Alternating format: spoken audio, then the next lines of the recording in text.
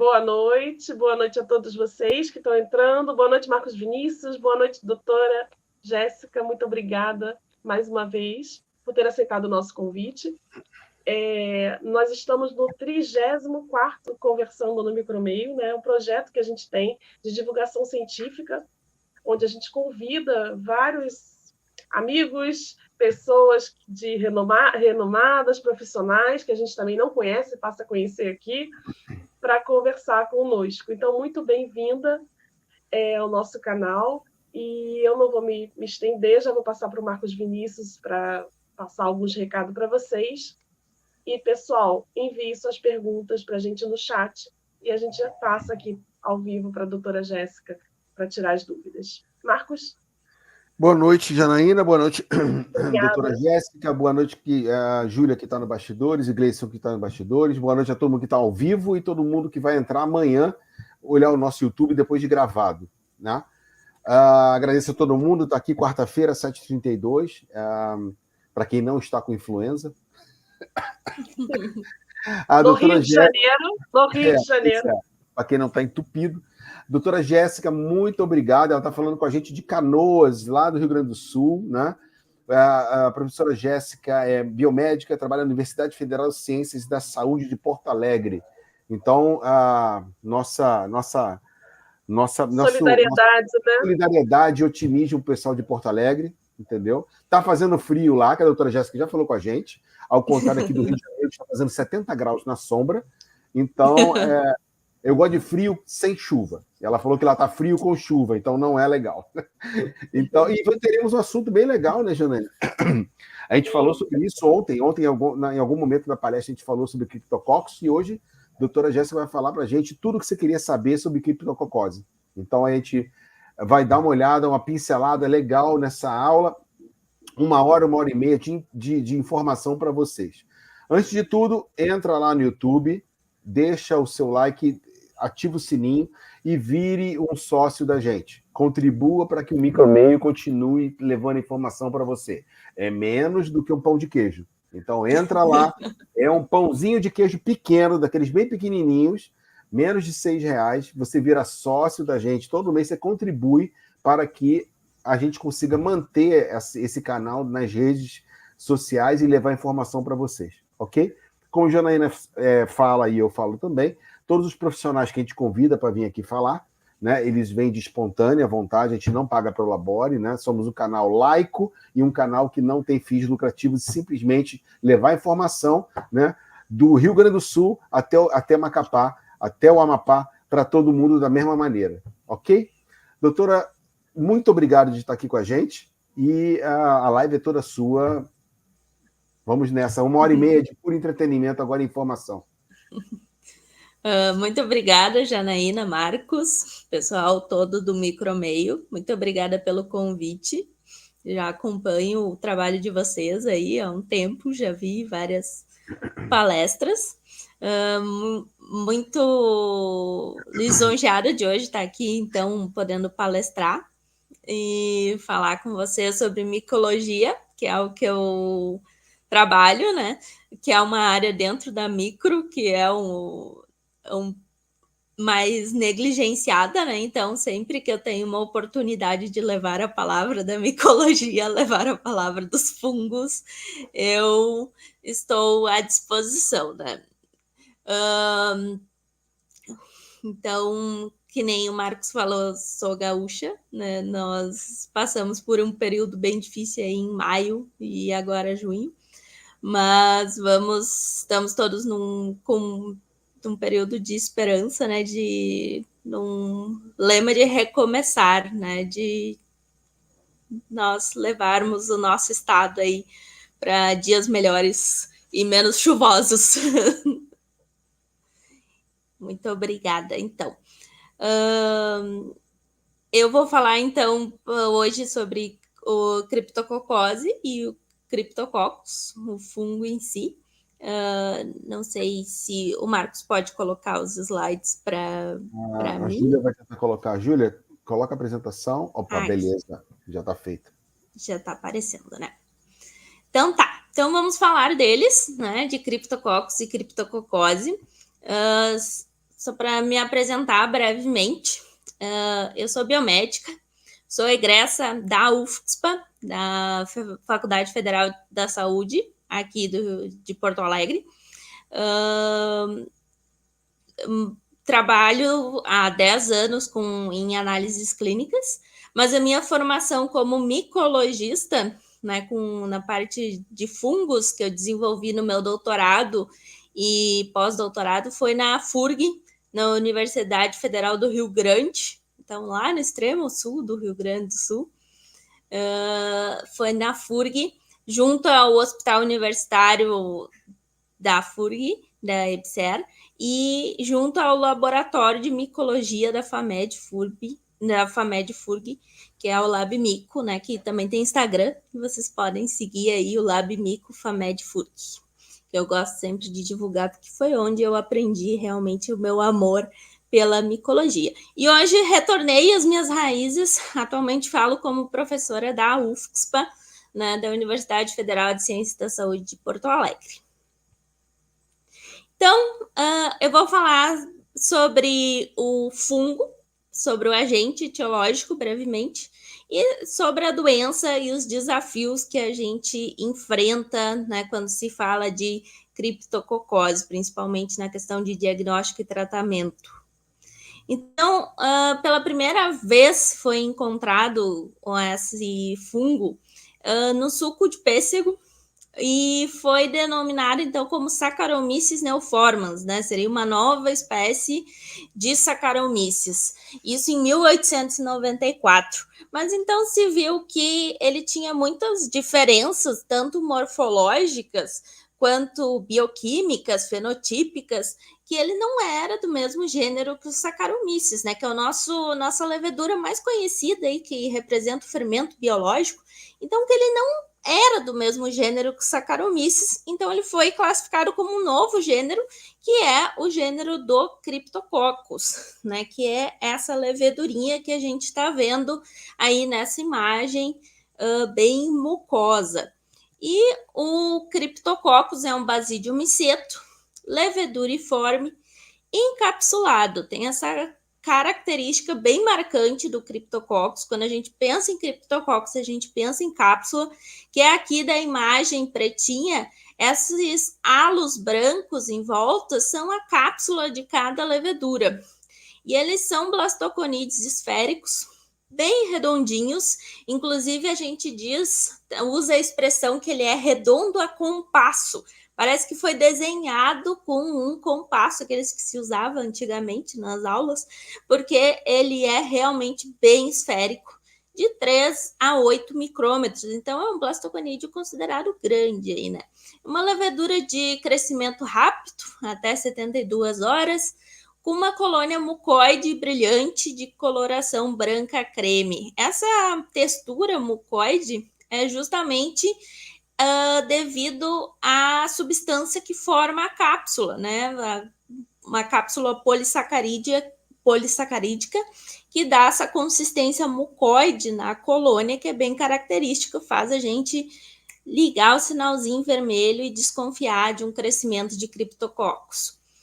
E existem cerca de 33 espécies dentro do gênero, mas 2 são de importância médica, que é a espécie Cryptococcus neoformans e o Cryptococcus gat. O gênero tem vários, né, fatores de virulência, mas dentro desses, 3 são marcantes, são de grande importância para a infecção também em seres humanos. O primeiro é a cápsula, que eu já comentei, né, que é uma cápsula polissacarídica formada principalmente por galactomanana, e essa cápsula protege ele tanto no meio ambiente, quando ele está presente no meio ambiente, protege ele de dessecação, faz que ele seja mais resistente no meio ambiente, mas também protege ele no momento no hospedeiro, no momento da infecção, né? Protege ele do nosso sistema imunológico, faz com que ele seja menos imunogênico e cause, então, mais infecções. Outro fator de virulência importante é a produção de melanina.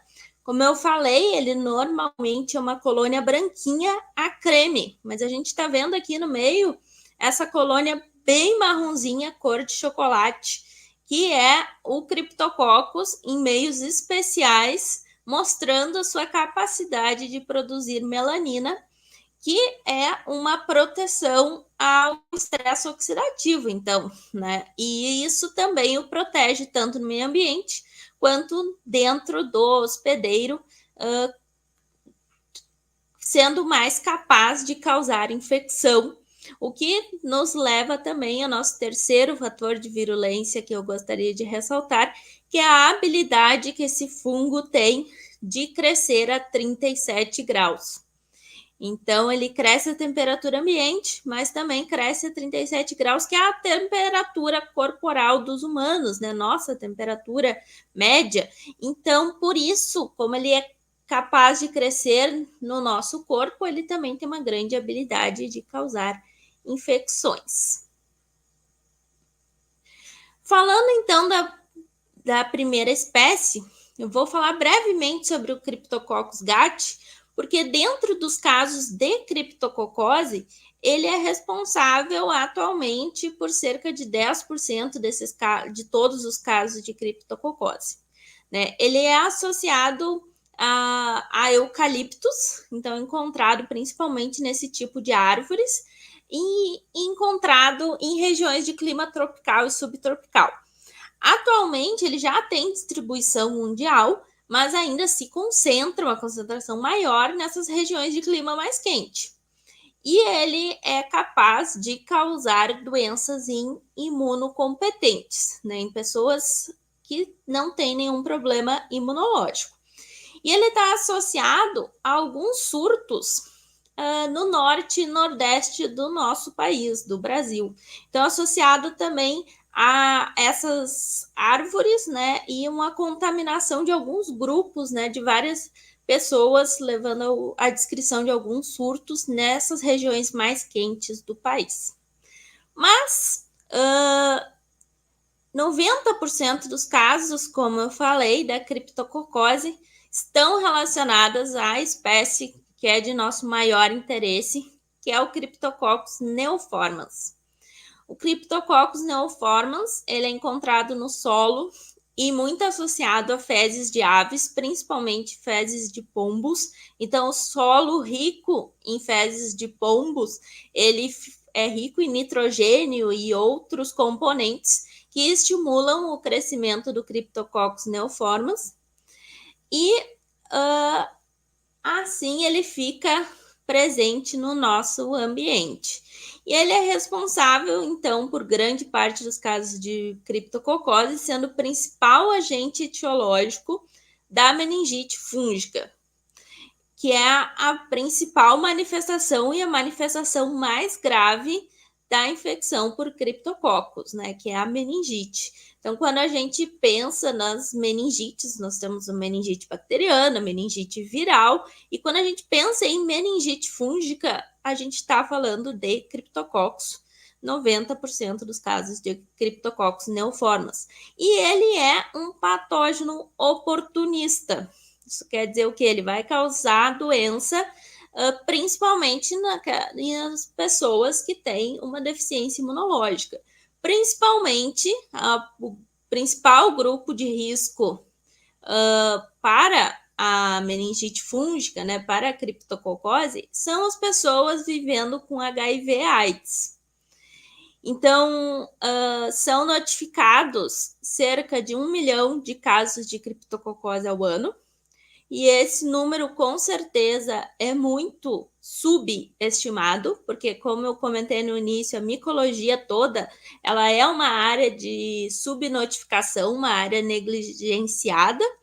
Então, com certeza, é um número de casos que não são diagnosticados, ainda aumentaria, né, esse número. Cerca de 223 mil casos ao ano de meningite criptococócica no mundo, resultando em 181 mil mortes. Então, a taxa de letalidade de cerca de 50%, né? E estima-se que de 2 a 30% dos pacientes HIV/AIDS vão apresentar, eventualmente, criptococose, sendo então responsável por 15% das mortes desses pacientes com HIV/AIDS. Então, é uma doença bem importante nesse contexto dos pacientes vivendo com HIV/AIDS. E como que se estabelece essa doença, né? Nós temos, então, esse ciclo, onde nós temos o pombo e outras aves, mas bastante significativa a presença do pombo, né? E a levedura vai se desenvolver, então, nas fezes desses animais, que serão inaladas, então, pelo paciente, que, pelo seu tamanho, essas células chegam ao pulmão e podem, então, desenvolver a criptococose pulmonar, a doença no pulmão. Mas tem capacidade também de disseminar-se pela corrente sanguínea. E é característico, então, do gênero o neurotropismo. Essas células têm uma tendência, essas leveduras buscam o tecido do sistema nervoso central. Então, eles atravessam a barreira hematocefálica e chegam ao cérebro, às meninges, causando a meningite fúngica. Aqui, em mais detalhes, nós temos as partículas infectantes, são os basidiosporos e células dessecadas, que elas têm um tamanho ainda menor do que o blastoconídeo, e isso facilita essa inalação das partículas infecciosas. Elas vão alcançar, por esse tamanho reduzido, alcançam o pulmão, onde podem permanecer latente ou causar doença pulmonar, porque eles também têm a habilidade de sobreviver dentro dos fagócitos, e isso é também uma característica que faz com que ele seja disseminado pelo corpo, causando então uma fungemia, porque os macrófagos englobam essas leveduras e eles não necessariamente morrem dentro dos macrófagos, eles conseguem permanecer viáveis, né? Inclusive tem um mecanismo de cavalo de Troia que os próprios macrófagos levam a levedura até o sistema nervoso central. Então, isso é um mecanismo, né, de evasão do sistema imune. E dessa disseminação pelo corpo, chega então ao cérebro, causando a meningite fúngica, e também pode se manifestar como a doença disseminada, podendo ser encontrado em qualquer órgão. Como eu falei, a gente tem esse mecanismo que é bem conhecido do Cryptococcus, que é o mecanismo do cavalo de Troia, que é uma forma das leveduras chegarem ao sistema nervoso central. Então, são formados granulomas, né, a ação dos fagócitos englobando as leveduras e disseminando essas leveduras, passando através da barreira hematoencefálica, como realmente um presente de grego, né? Por isso esse nome, mecanismo cavalo de Troia, porque acaba levando as leveduras dessa forma para dentro do sistema nervoso encefálico. Elas passam, as leveduras chegam, né, ao sistema nervoso central através do mecanismo de cavalo de Troia, mas também já existem relatados outros mecanismos, como a passagem direta pelas células da barreira hematocefálica e a passagem pelo espaço entre as células, né? A transferência lateral entre uma célula e outra. Inclusive, a habilidade dessas células se contorcer, né? Se dobrar entre uma célula e outra, passando, então, para dentro da barreira hematocefálica e atacando o sistema nervoso central. Na meningite fúngica, são alguns sintomas inespecíficos, então por isso é importante também essa conscientização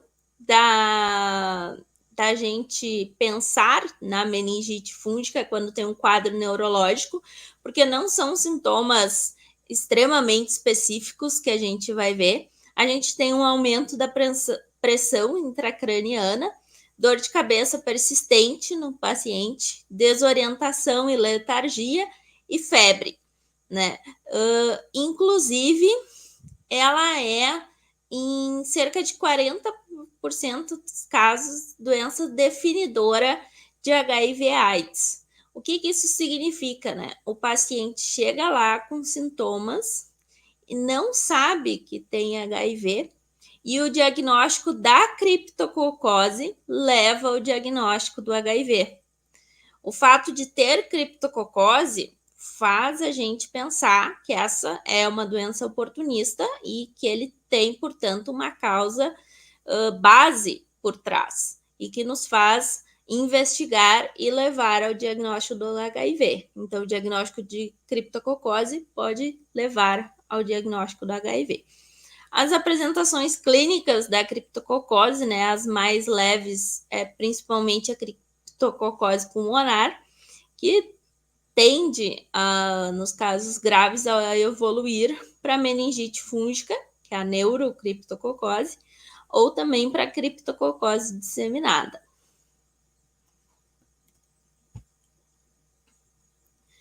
Falando, então, de diagnóstico, o que eu gostaria de falar de diagnóstico para vocês?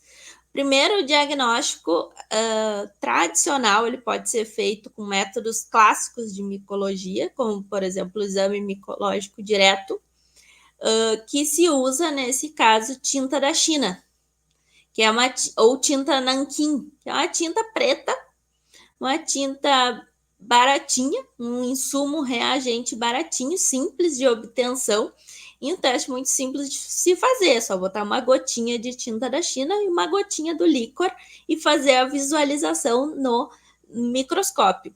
É um teste que tem alta sensibilidade e especificidade, até a sensibilidade e especificidade em volta dos 90% no líquor,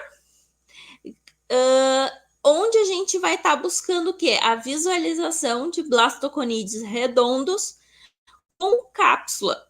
A gente pode ver também formas atípicas, como a gente tem aqui na imagem uma pseudohifa de criptococcus, que é algo raro da gente visualizar. Geralmente a gente visualiza os blastoconídeos individualizados, mas ou com brotamento, mas a gente pode ver também pseudohifas, que são, inclusive, indicativas do mau prognóstico do paciente, essas formas atípicas. E esse teste, como eu comentei, ele é muito simples, ele depende também da aptidão do analista, então saber fazer a leitura, mas se destaca o blastoconídeo pela presença da cápsula. Ele tem essa cápsula que é hidrofóbica, então ele repele o reagente, a tinta negra, e dessa forma fica esse halo branco, que fica a imagem que se chama, inclusive, de um céu estrelado, né, que é a presença dos blastoconídeos ali com seu halo. Nem todo laboratório, quando recebe um líquor, faz tinta da China. E eu vou dizer que, como analista clínico, isso é um erro básico e que, devido ao custo-benefício desse teste, ele ser tão simples, né, é um teste rápido de fazer, todo líquor, por ser um material nobre e que, se foi coletado líquor, é porque alguma suspeita neurológica esse paciente tem. Ele tem algum sintoma neurológico que indicou a coleta do líquor. Então, que se recomenda que seja feita a tinta da China em todos os pacientes adultos que tenham amostra de líquor, né? Que seja, porque eventualmente a gente não pode não saber que ele tem uma doença de base e apresentar a criptococose. Então, nós temos que fazer esse teste, não tem justificativa para não fazê-lo, né? O diagnóstico confirmatório, padrão ouro, ainda é o cultivo. Ele cresce bem em agar saborô e BHI, não cresce em micosel. A gente pode usar para identificação de gênero, confirmação de gênero, o meio agar níger, que é um meio que utiliza sementes de níger e que estimula a produção de melanina pelo Cryptococcus. Então, a gente pode ver aqui na imagem B, a gente tem um isolado de cândida, que cresceu uma levedura branquinha, e um isolado de Cryptococcus, que cresceu a colônia melanizada pela presença dos substratos nesse meio agar níger. Então, confirma o gênero. Então, é um modo de confirmar aquilo que a gente viu no cultivo primário, né? E para identificar a espécie, ainda nesses métodos clássicos, a gente pode usar o meio de CGB, né, que é o canavanina, glicina, boromotimol, que diferencia o Cryptococcus gat do Cryptococcus neoformans. Então, ele usa a resistência do Cryptococcus gat, resistência intrínseca do gat à canavanina, como o princípio desse meio. O gat não cresce no meio, não muda a cor do meio, que continua amarelinho.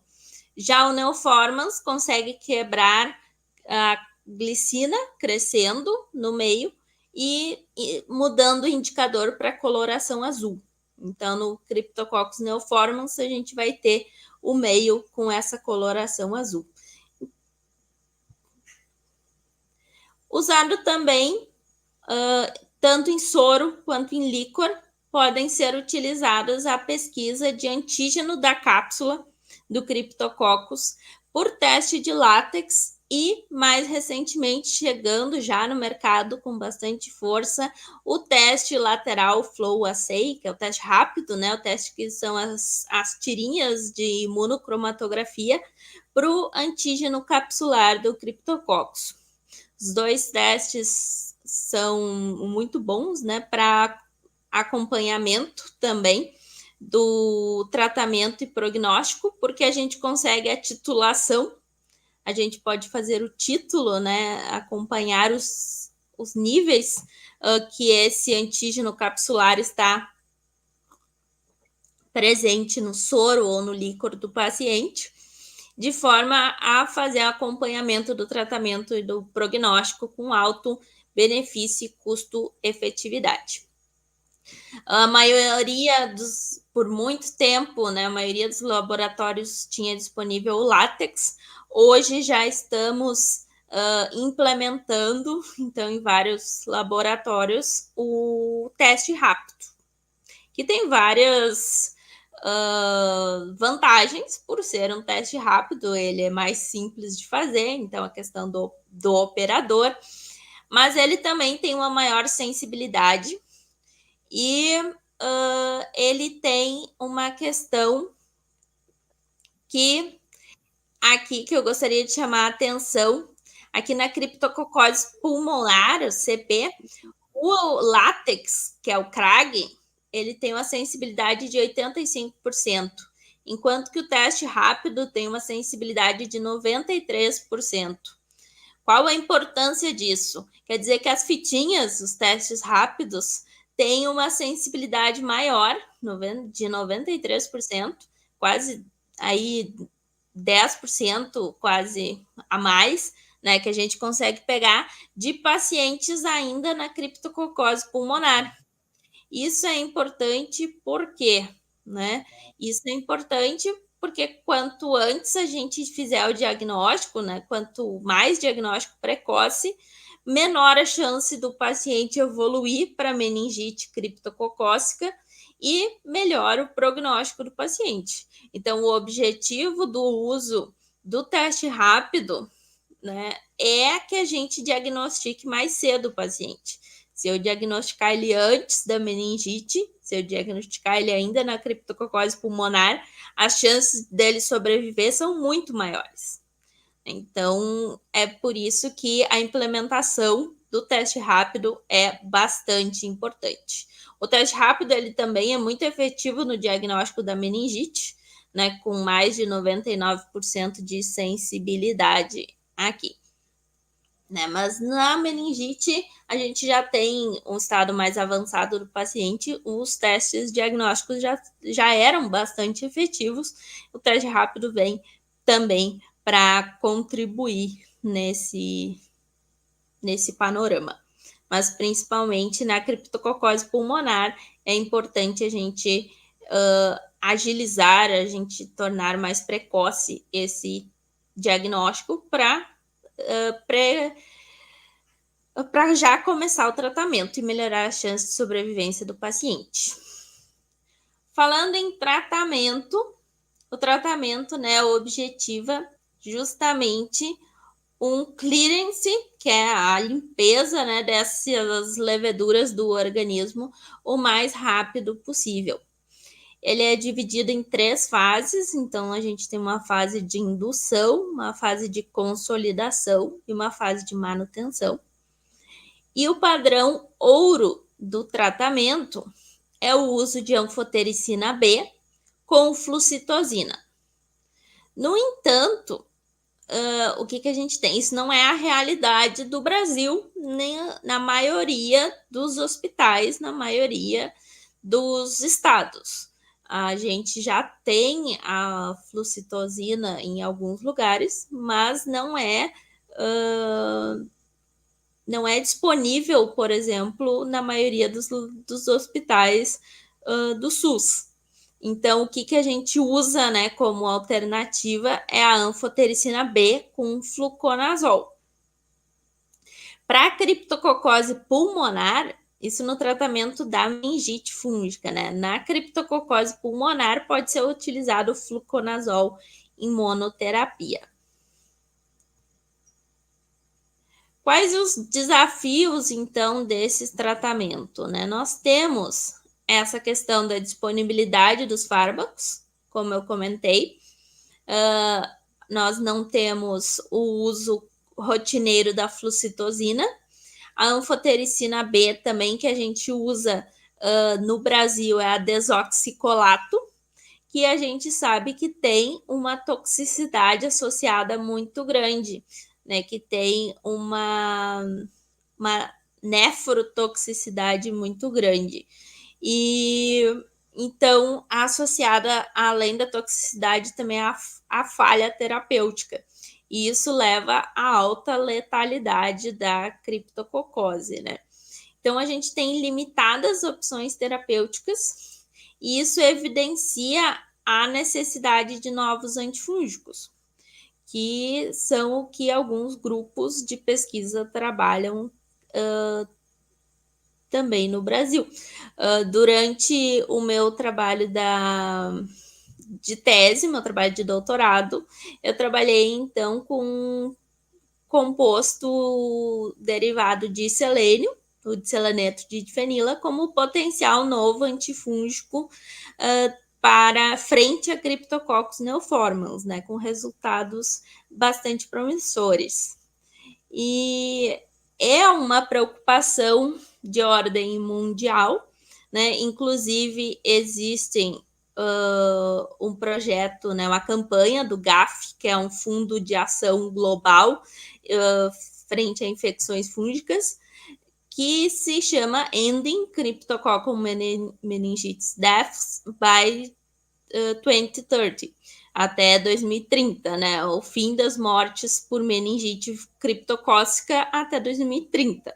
Nós já estamos em 2024, né? Então nós teríamos, vamos dizer assim, teríamos 6 anos para chegarmos a essa meta, o que não nos parece muito próximo no momento, né? Precisaríamos de grandes investimentos para chegar a essa meta.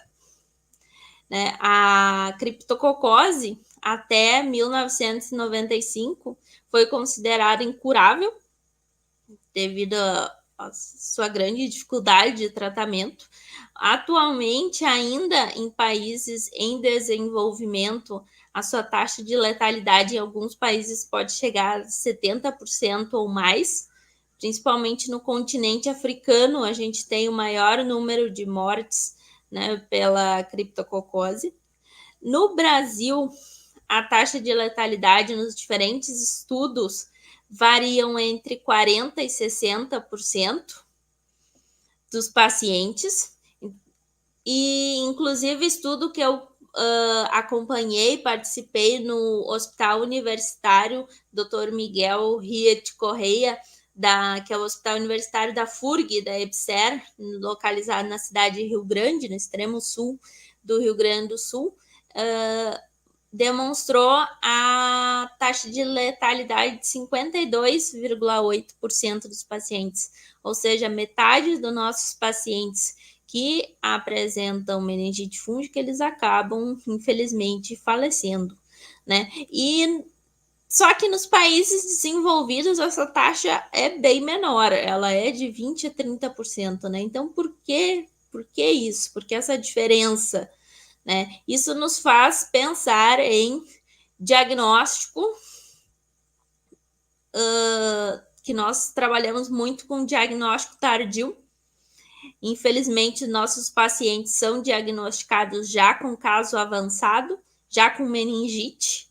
Isso, né, entra novamente que eu falei da gente diagnosticar a criptococose pulmonar, o foco no diagnóstico da criptococose pulmonar antes de que ela se desenvolva, de que ela alcance o sistema nervoso central, e também na meningite fúngica, né, a falha terapêutica, né, a dificuldade de tratamento e o tratamento em si tem falha, né? Então a gente ainda trabalha com essa letalidade muito grande. Aqui, essa análise do GAF dessa campanha, ela traz alguns dados que são muito interessantes da gente discutir, que é se a gente observar, mais de 80% dos pacientes ali tem uma chance maior de 80% de sobrevivência dos pacientes quando a gente usa no tratamento a anfotericina lipossomal, que já é algo que nós não temos disponível no Brasil, né? Então, a gente luta, né, pela essa troca da anfotericina deoxicolato pela anfotericina lipossomal, que ela é menos tóxica e mais efetiva, principalmente tratando-se de uma doença do sistema nervoso central. Por ser lipossomal, por ter esse componente de gordura, ela tem uma facilidade maior de atingir o sistema nervoso central, né, de passar a barreira hematocefálica. Depois, a gente tem aqui, com cerca de 70% de chance de sobrevivência, os pacientes que usam a anfotericina AB com flucitosina. Então, também o uso do padrão ouro, obviamente, por isso que ele é o padrão ouro, né? O uso da anfotericina B com flucitosina leva aí a uma sobrevida dos pacientes de cerca de 70%. Lembrando que também são necessários, em muitos casos, aqui que ele traz punções lombares terapêuticas, que é o que é isso, né? A meningite fúngica, ela causa como um dos principais sintomas aumento da pressão intracraniana. Então, são as punções, a retirada de líquor para baixar justamente essa pressão dentro do crânio. A correção da pressão intracraniana já foi associada em estudos à sobrevida dos pacientes. Então, a manutenção dessa pressão intracraniana adequada, ela está sim relacionada à sobrevida do paciente, a maior chance de sobrevida do paciente. Aqui, por volta dos 50%, 40% é a nossa realidade no Brasil. Nós usamos os esquemas alternativos de tratamento, que é o uso da anfotericina B com o fluconazol, no caso, né? E em alguns, não é o caso, felizmente, do nosso país, mas ainda em alguns países, se usa monoterapia com fluconazol, que essa é contraindicada, né? Ela não é efetiva, sendo que apenas 20% dos pacientes sobrevivem no uso da monoterapia na meningite fúngica, né? Então, ela não é indicada. E a criptococose não diagnosticada e não tratada, a meningite fúngica, ela é sempre fatal. Então, é uma doença de grande letalidade, uma doença grave que deve ser sempre considerada quando o paciente adulto chega com sintomas neurológicos não explicados, com sintoma neurológico e febre.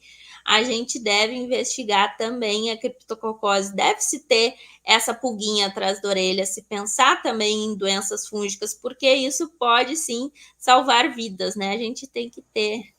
Doutora, uma das perguntas que eu ia fazer para a senhora justamente é isso, porque a gente está falando de uma doença, né, uma meningite, né? Então, lá na frente, a senhora falou que o diagnóstico é tardio, mas aí eu te pergunto, se o paciente chega, né, a gente pode até dividir em dois casos que pode ser isso que acontece no Brasil, na grande maioria das doenças. Eu tenho um atendimento na grande cidade e tenho atendimento no interior do Brasil, né, que todo mundo sabe que o interior do Brasil é outro Brasil, muito mais próximo da África do que o Brasil mesmo. E aí você chega um paciente com todos os sintomas, sintomatologia dele toda para uma meningite, né? Então, ele não sabe ali se é criptococose, se é um meningococo, se é alguma coisa que está causando. É um sintoma clássico físico, né? De rigidez e tal, por aí vai. Ou seja, o que deveria ser feito é coleta o sangue, coleta o líquor da pessoa e já vai isso como meningite, tipo assim, é urgente. Vai fazer látex, vai fazer PCR, vai fazer alguma coisa. Esse tratamento. E no interior deveria ser a mesma coisa também, né? Se a gente está falando do GAT, né? Tudo bem, incidência mínima do GAT em função dos grandes centros, mas pode acontecer, né, no interior. Mas aí o tratamento não seria... não o tratamento, o direcionamento do diagnóstico não deveria ser o mesmo? Tipo assim, quando você fala diagnóstico tardio, e nesse slide aí, tipo assim, são as meningites não tratadas. Meningite está falando assim, hoje são 8 da noite, se não tratar o paciente, amanhã, 8 da hora da manhã, o cara já morreu, já era. Por que é isso? Por que tem esse delay, essa demora no tratamento, se é uma meningite? É que, no caso, né, a gente fala de um diagnóstico tardio, tanto porque a gente tem uma evolução dessa doença da criptococose pulmonar. Então, a gente poderia diagnosticar esse paciente quando ele ainda está na fase da doença pulmonar, né? Tá. Então, tem esse... Na verdade, a pulmonar, ela migra para o líquido, e quando já está no líquido, na fase do líquido, ele já está na a crise, gente, né? Já tá na crise, a gente tem uma evolução bastante rápida, né, das meningites. Mas, mesmo assim, a gente tem isso, né? O paciente com criptococose, até uma coisa interessante que tu falou, né? O paciente com meningite fúngica, nem sempre, muitas vezes, ele não vai ter aquela rigidez na nuca. Muitas vezes é um paciente que chega com muita dor de cabeça, desorientado alguns dias, só que esse paciente tem um HIV de base, por exemplo, que a gente não sabia. Que ele não fala. Então, exato. Na verdade, pode ser uma virose, pode ser qualquer coisa, na verdade. Pode ser qualquer coisa. Então, a gente tem que investigar, né? Tem febre e tem sintoma neurológico, tem que se pensar já. Então, por isso que eu falei ali no início, se tu tem ao material do líquor, foi feita uma coleta de líquor, por que não fazer também um teste rápido? Inclusive, no hospital universitário que eu trabalhei, tanto como micologista como analista clínico, a gente estava implementando, em parceria com o Ministério da Saúde, porque o hospital era um centro de atendimento às pessoas vivendo com HIV/AIDS, estava sendo feita a implementação do teste rápido para a criptococose como screening, né, nesses casos que tem A senhora fala uma lateral flow. suspeita. Exato. Das tirinhas. Pode falar. Não, desculpa. Mas isso, então, não é... Eu ia até perguntar. Isso não é protocolo do Ministério da Saúde, então? Nesses casos, os hospitais, por exemplo, aqui no Rio, a gente tem o Grafê, tem alguns hospitais direcionados, né, para atendimento. Então, não tem esse protocolo. Além, em relação a pacientes que têm doença de base, sabidamente, se tiver alguma sintomatologia referente à meningite, não existe esse protocolo de não fazer existe um protocolo do Ministério da Saúde, não. Existe recomendação, todo o guideline da OMS para diagnóstico de criptococose que deve ser implementado, mas é necessário esse movimento dos hospitais que façam os seus protocolos clínicos, né, seus protocolos de tratamento para a implementação do diagnóstico como um screening, já o diagnóstico rotineiro, né, do criptococcus. Doutora Jéssica, a Biomol não poderia ajudar nisso? Em vez do lateral flow? Não sei, o lateral flow é mais barato, óbvio, né? Se você falar em custos. Sim. Mas a biologia molecular não poderia ser usada? Eu vou te dizer assim que eu não conheço muito a eficácia assim e o uso, não vejo muito, não vi muita coisa de biologia molecular na criptococose, assim, confesso.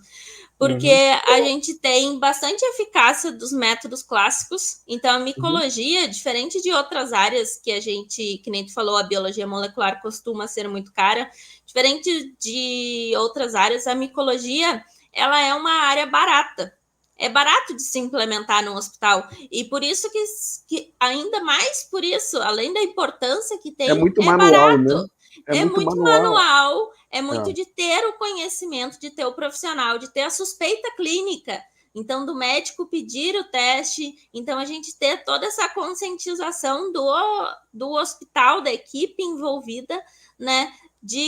Da gente fazer o teste certo, porque é um teste muito simples. A gente pode fazer uma lâmina em 15 minutos, liberar que é criptococcus, né?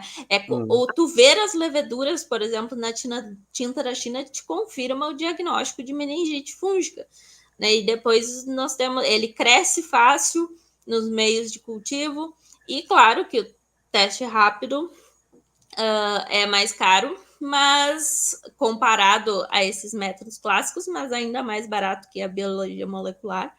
E traz uma sensibilidade, uma praticidade que traz um incremento na rotina para a gente fazer também de screening, né? E é importante pensar no paciente HIV/AIDS, nos grandes centros que acompanham esses pacientes, aquele paciente que tem HIV/AIDS e que está CD4 baixo, que está, então, já com uma imunidade debilitada, que a gente faça o rastreio, que a gente faça, inclusive, antes da manifestação dos sintomas. Se ele está com CD4 menor de 200, se recomenda a realização do teste de rastreio para criptococose e inclusive outras doenças fúngicas, como pneumocistose, citoplasmose, mas a criptococose entrar nesse screening. Mas isso são protocolos que têm que ser construídos ainda dentro dos hospitais. Nem todos os hospitais realizam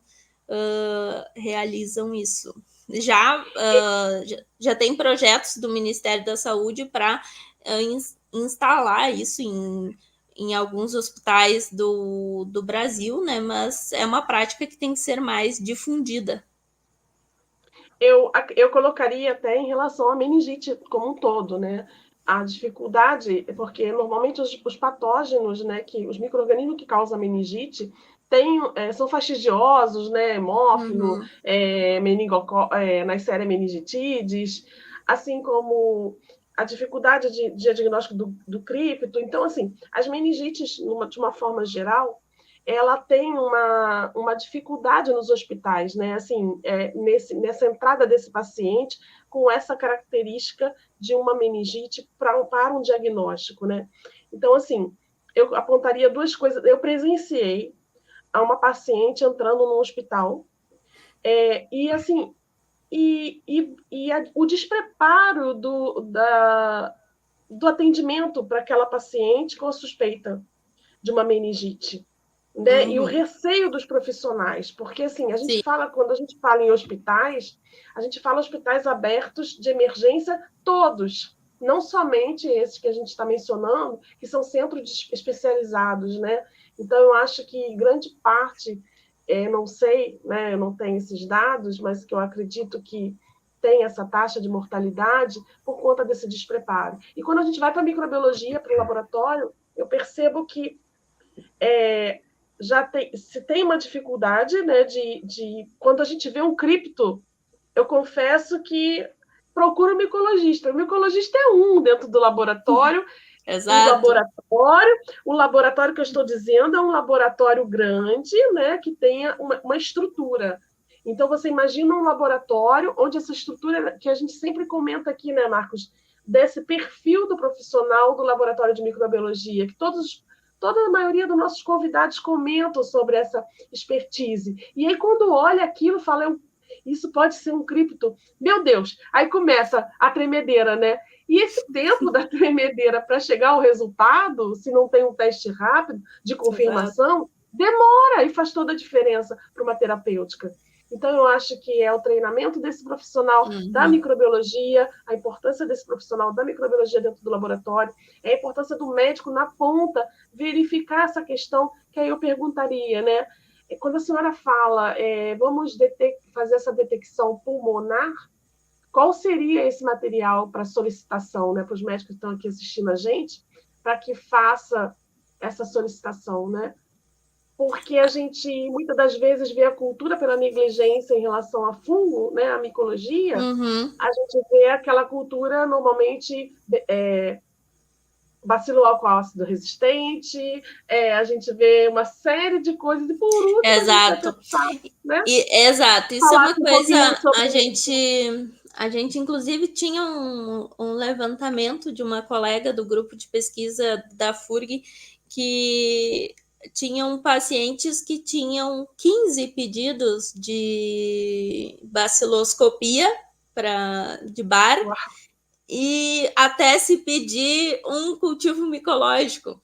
Então, isso é uma cultura, uma ideia, a gente tem, né, que ter, que nem dizia minha orientadora, né, essa frase, a gente tem que ter fungo na cabeça, a gente tem que pensar que isso desde que não seja meningite, né, eu que sou do cripto, não digo, peraí, né, então, a gente tem que pensar na micologia. Então, assim,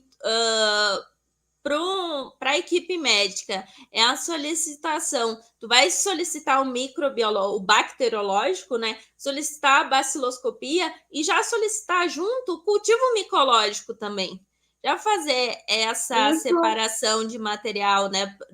Da questão pulmonar, né? Também, então, encaminhar um lavado broncoalveolar, encaminhar que seja um escarro, também para o laboratório de micologia, né, fazer essa solicitação, né, para que a gente tenha, ou pelo menos, daí entra aquela questão, né, vários locais não têm um laboratório de micologia, né, para encaminhar, mas que então o laboratório de microbiologia, a gente poderia incluir na prática, pelo menos o cultivo no Agar Saborô, né, para a gente ter no Agar Saborô no Micozel, para a gente ter uma triagem, pelo menos, desses fungos, né? E a realização do exame direto, né? Para fazer a leitura, né?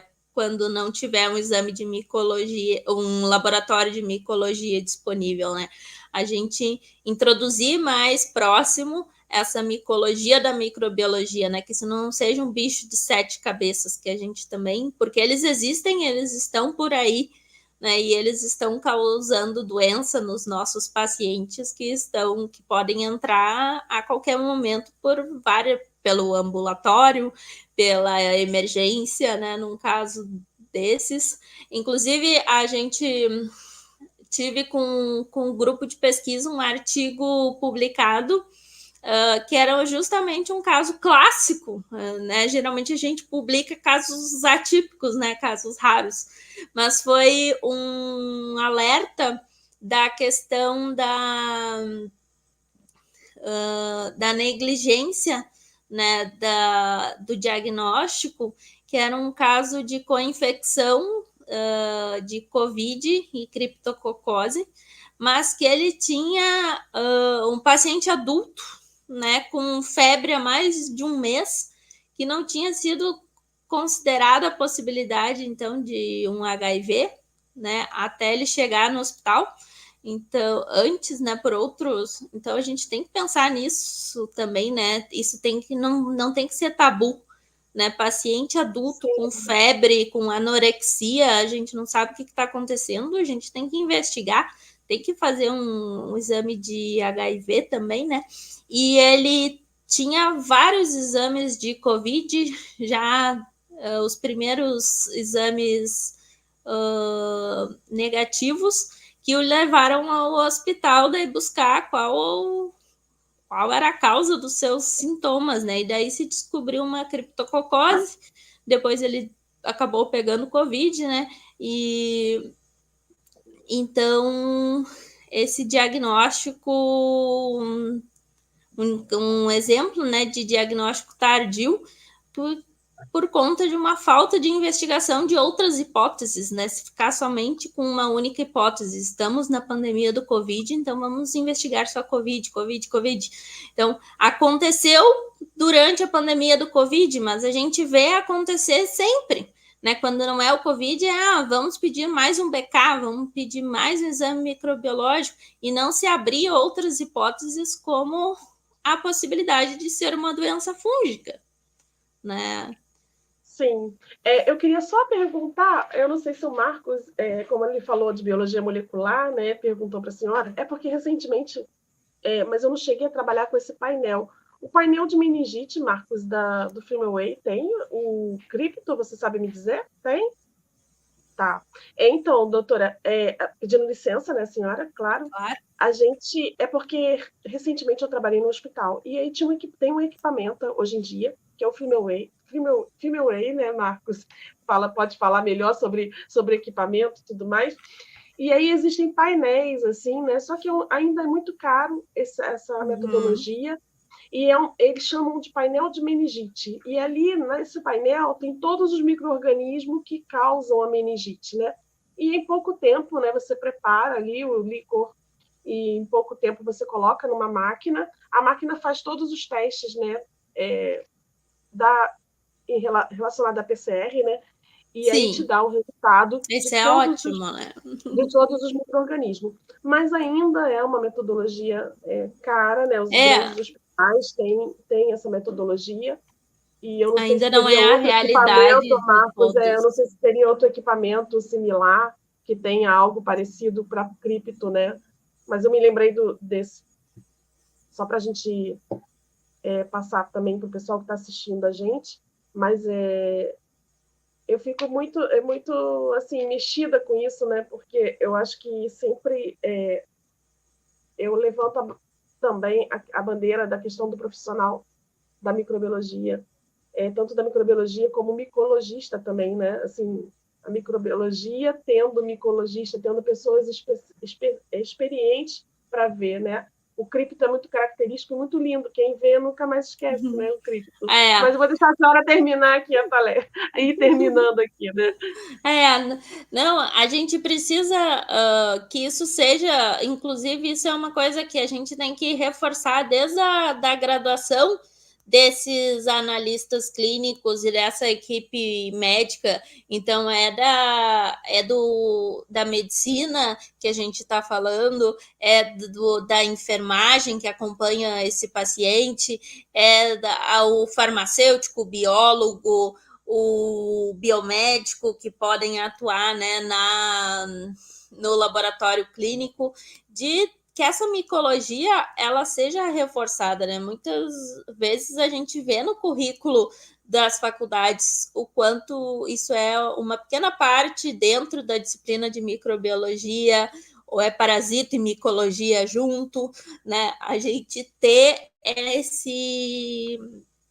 esse maior enfoque para todos esses cursos da área da saúde, que depois vai refletir nos nossos profissionais que vão estar aí atuando e trabalhando juntos, né, de forma multiprofissional para criar essas hipóteses clínicas, porque a gente tem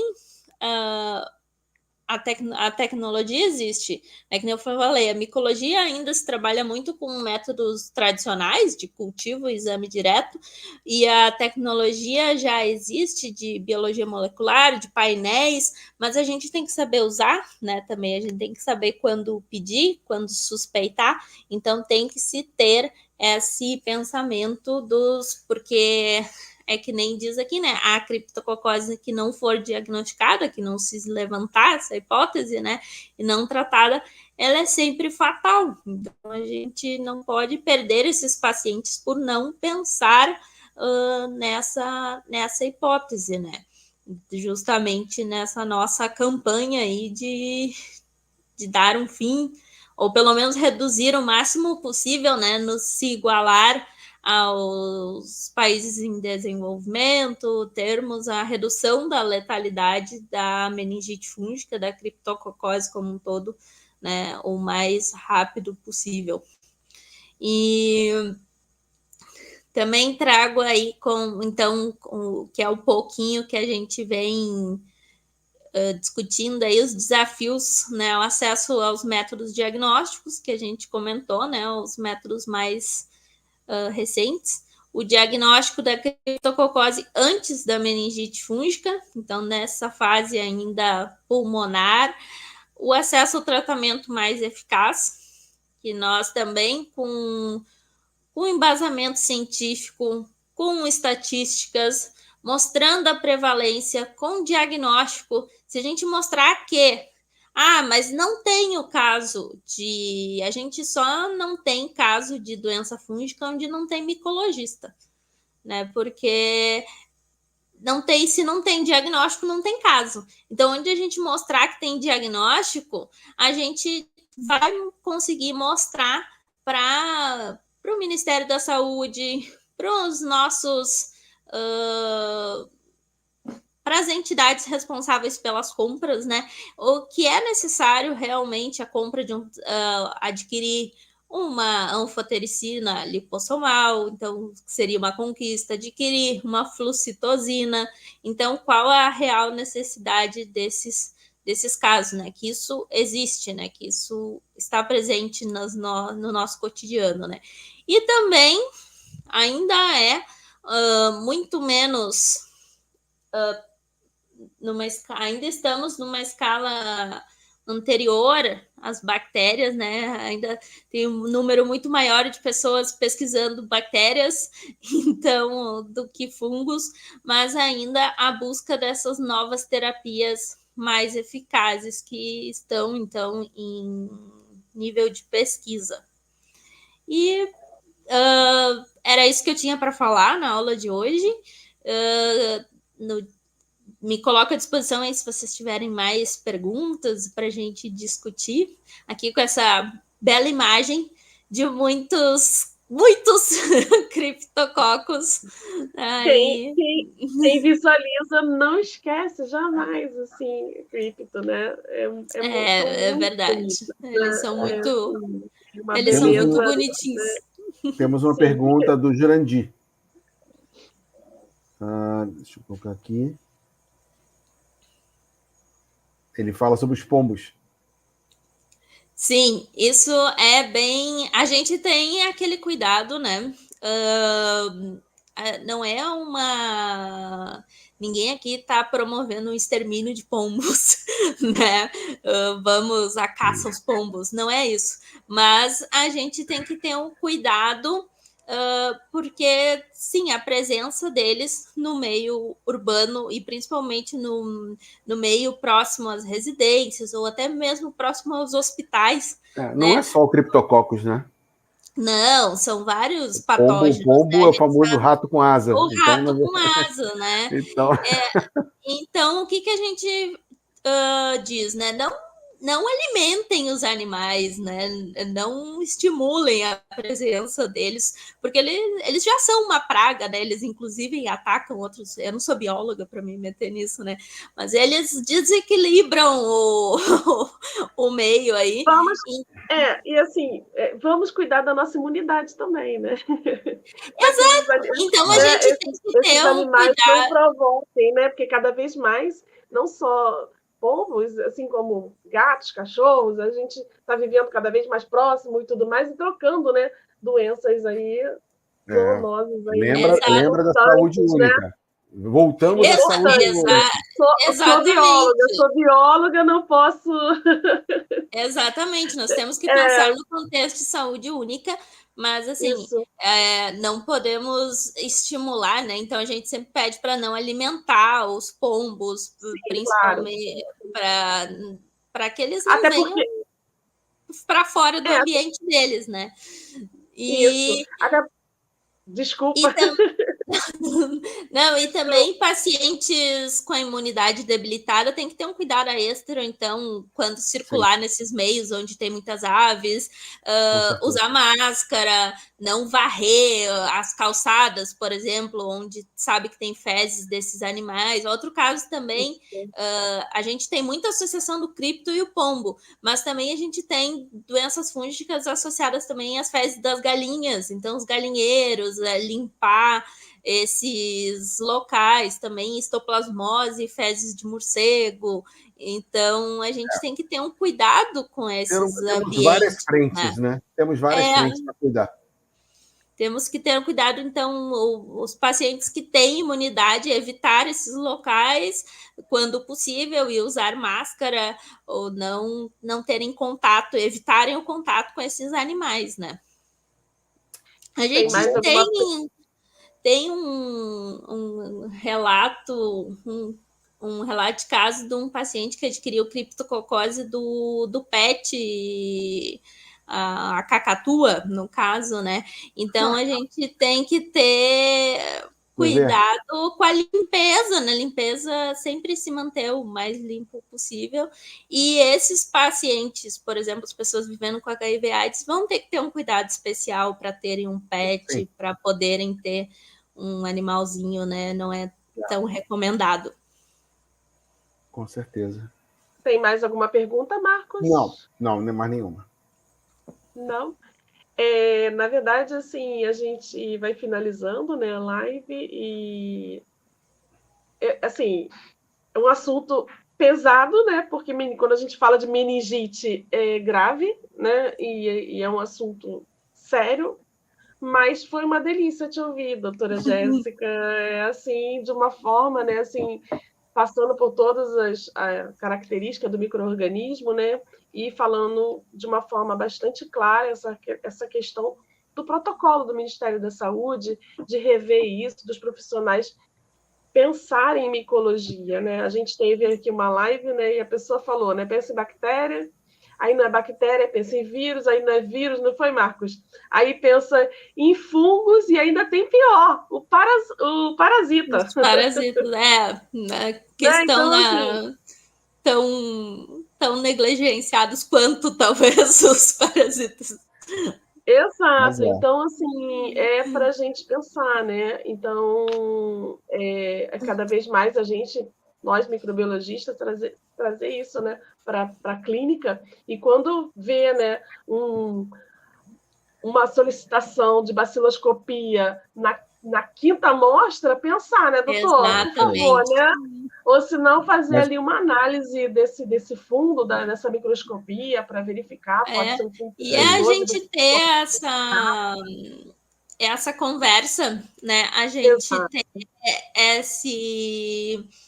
essa abertura essa Exato. via de comunicação de laboratório, equipe médica, né, de poder ligar ali e conversar. Olha, a gente já está com 5 amostras desse paciente, não tem nada, né? Qual é a suspeita clínica?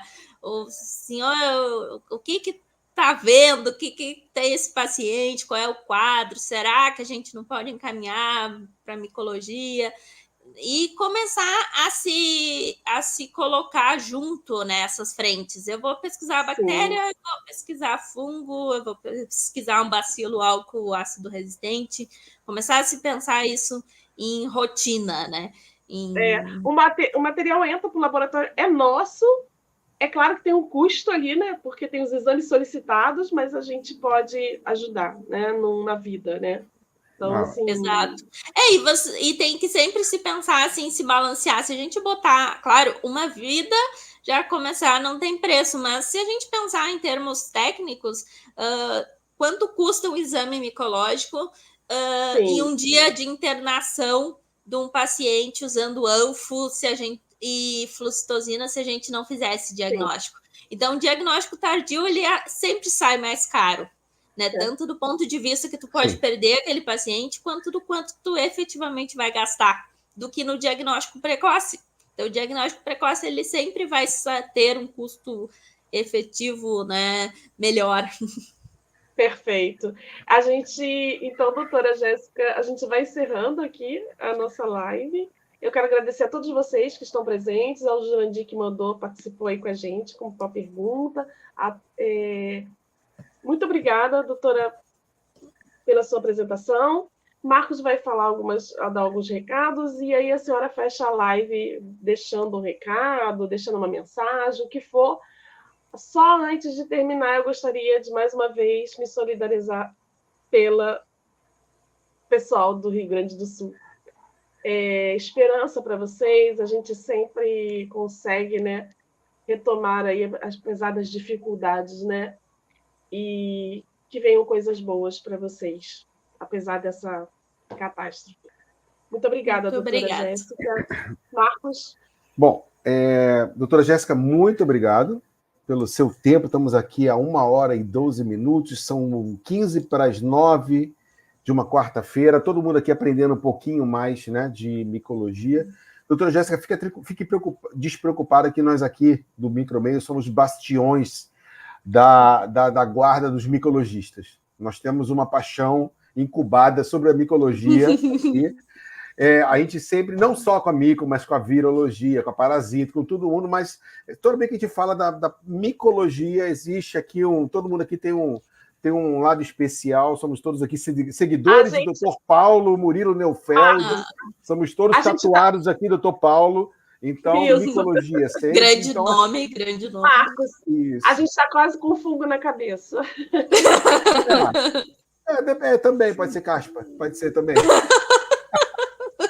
Então, micologistas do Brasil e do mundo, não fiquem desamparados. Nós aqui sempre teremos a voz da micologia para poder falar também no mundo maravilhoso dos fungos, lembrando Lacaze. Então, tá vendo? A minha paixão aqui começa a florar. Então, lembrando Lacaze, o mundo maravilhoso dos fungos, a gente termina essa live. Não deixa de se inscrever lá no canal da gente, no YouTube.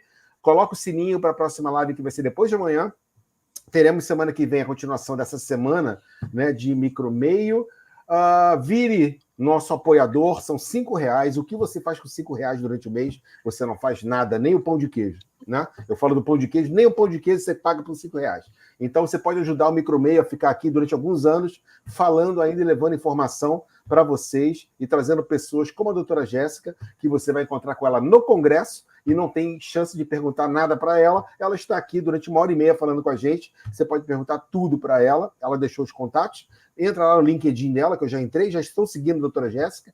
Então também já tem contatos para a gente poder fazer posteriormente. Ok?